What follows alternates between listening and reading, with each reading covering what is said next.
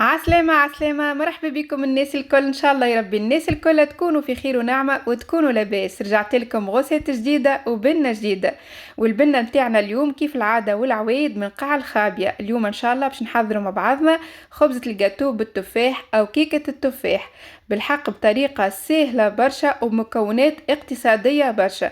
اللي عمره ما نجحت معاه كيكة التفاح ما عليه كان يتبع الفيديو من الاول حتى للاخر، تو تشوفوا طريقة سهلة تنجم تحضرها في 5 دقائق، والمكونات سهلة وبسيطة واقتصادية على الاخر.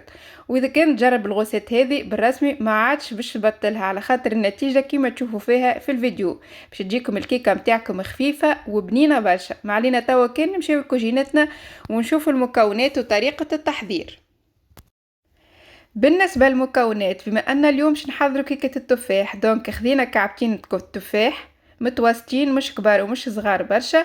غسلتهم وقصيتهم كيما تشوفوا وخليت لهم القشرة متاعهم، او قصيتهم دي غونديل كيما تشوفوا هكاكا يعني، وتنجموا تقصوهم مكعبات بالطريقة اللي تحب عليها انتي. وبالنسبة للميزان ما استعملتش ميزان، استعملت الكاس هو اللي قست به كل شيء. هاكا كاس متاع حليب، ولهنا عندي نص كاس خلطته زيت نباتي وزبدة. الزبدة تبنن برشا الجاتو، تنجم تستعمل زيت هو الا زبدة هو. وهذايا كاس متاع سكر حبيبات، نفس الكاس هو اللي كيلت به كل شيء. لهنا حضرت بنفس الكاس 2.5 كيس متاع فرينة تكون مغربلة، وما ننساوش رشة متاع ملح. وهنا عندي كعبتين عظم يكونوا بحرارة المطبخ، وعندي واحدة متاع خميرة حلويات وواحدة متاع سكر فاني. وكما شوفوا لهنا في الغوصات متاعنا ماناش باش نستحقوا الخلاط كهربائي، جوست الخلاط اليدوي هذايا هو اللي باش نحضروا به الكيكة متاعنا اللي كما قلت لكم تحضر في 5 دقائق. توا نتعداو لطريقة التحضير. عندي لهنا كعبتين العظم بحرارة المطبخ، باش نزيد عليهم كاس الحليب، ونزيدو لهنا كاس السكر، ومعه السكر فاني يعني السكر متاع الحلويات،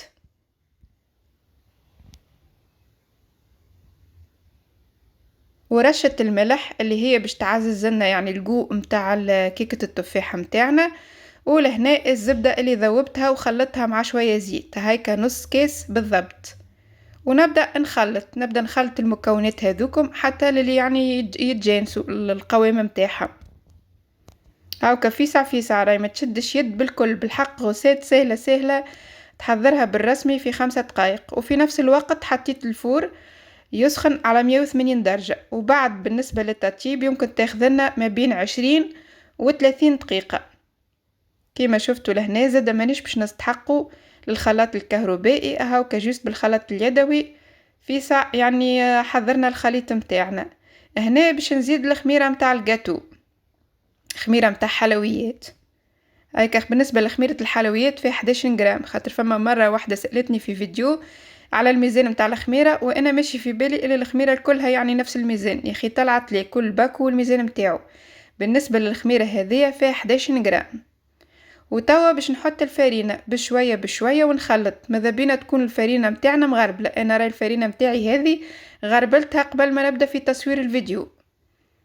هاكا نبدأ نحط الفرينة بشوية ونخلطه في نفس الوقت حتى يعني يتجانس القوام متاع الخليط متاعنا، وما تبقاش هكا الحبيبات يعني والكعابر في القاع متاع المعون متاعنا اللي حضرنا فيه الجاتو. هاكا كيما شفتوا سايي بريسك حضر الخليط متاع الجاتو. وبالنسبة للغوسات هذية تنجموا يعني تستعملوا الخليط هذا اللي حضرناه مع بعضنا متاع الجاتو، وتستعملوا اي نوع غلة اخرى متاع يعني مش كان بالتفاح تنجم تجيك بالارزاز، تنجم تجيك يعني بالمشماش بالخوخ انتي ونوع الغلة اللي تحب عليه. بما ان توا دخلنا في فصل الخريف انا قلت كان هكا ان يعني نحضر معاكم غوسات كيكة التفاح، وبالحق ناجحة من اول مرة. هاكا كيما شفتوا يعني مكونات نورمالمون موجودة في كل دار. وبالنسبة للميزان ما تحيروش، هاكا كل شيء بالكاس سهلة وبسيطة. حضرت لهنا البلاتو متاعي، البلاتو هذا هو قديم برشا اما الحقيقة ما يشدش ويعجبني برشا، يعني نحضر فيه كسوسوا المالح والا الحلو. هاوكا حطيت البابي دو كويسون في القاع كمام يعني باش من بعد تنحالي الكيكه فاسيلمون، ولو انه حتى من غير حتى البابي دو كويسون راهو ما يصير له حتى شيء يعني ما تشدش الكيكه والكل. نحطوا الخليط الكل اللي حضرناه في وسط البلاطو متاعنا، وبعد نكمل نحط التفاح ونحطوه في الفور يطيب على روحه.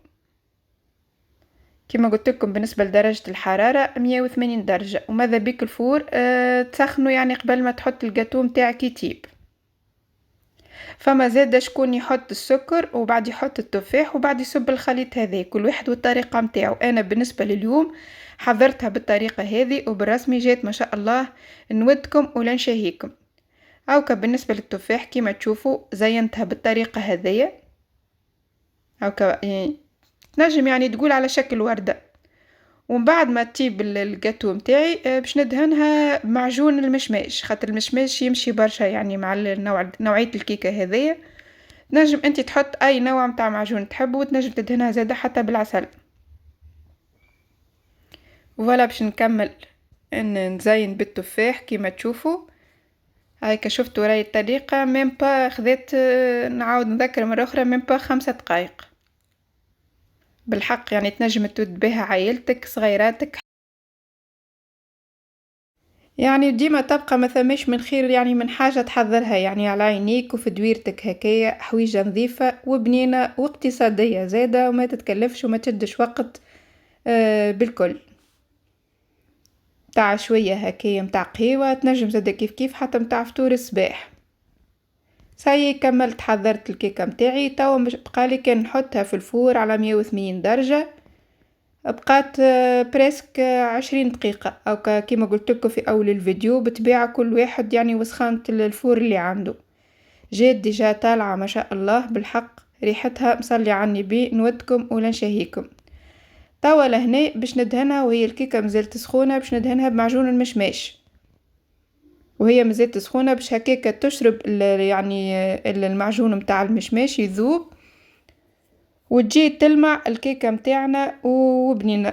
كيما قلت لكم تنجم تدهنوها زاده كيف كيف بالعسل. ومن بعد انا باش نرجعها للفور ومازال سخون، او كنكملوا ندهنوها بالكدا. ما شدتش الحقيقه يعني البلاطو متاعي هذا الحقيقه باهي، بالنسبه اللي عنده بلاطو يشد جوست تحطوا الزبده بالكدا، تسخنوا البلاطو قبل ما تحطوا فيه يعني الكيكه متاعكم شكيكه ما تشدش.